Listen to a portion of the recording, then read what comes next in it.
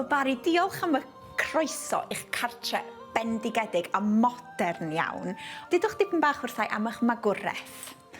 Wel, mi sy'n nwy fyny yn y de ym pentre Gwainc y Gerwen y Wain, GCG, fel mae pobl yn galw fe. Pentre bach a 3 pwll glo yw Gwainc y Gerwen, ac oedd yn had yn dod, a 2 ci yn lwyr hefyd.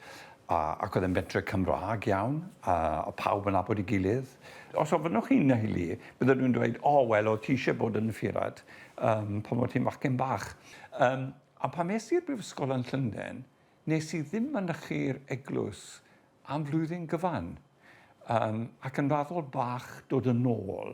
Ac wedyn i'n meddwl beth o'n i'n mynd I wneud, ac o'n i'n darllen hanes, a nes I feddwl am bywyd yn y gyfraith, nes I feddwl am ddysgu, nes I feddwl am wneud gwaith ymchwil. Ac yn y pen draw, dyma fi'n sylweddoli beth o'n i'n wneud oedd just rhedeg I ffwrdd fel petai o'r alwad I gweinidogaethu. A pam cwympodd y geiniog fel petai, nes I benderfynu dyna beth o'n I eisiau wneud. Ac erioed yn meddwl, chi'n gwybod, bydden ni'n gwario'n arfa yn yr Eglwys yng Nghymru, ac erioed yn meddwl bydden ni'n esgob nac archesgob.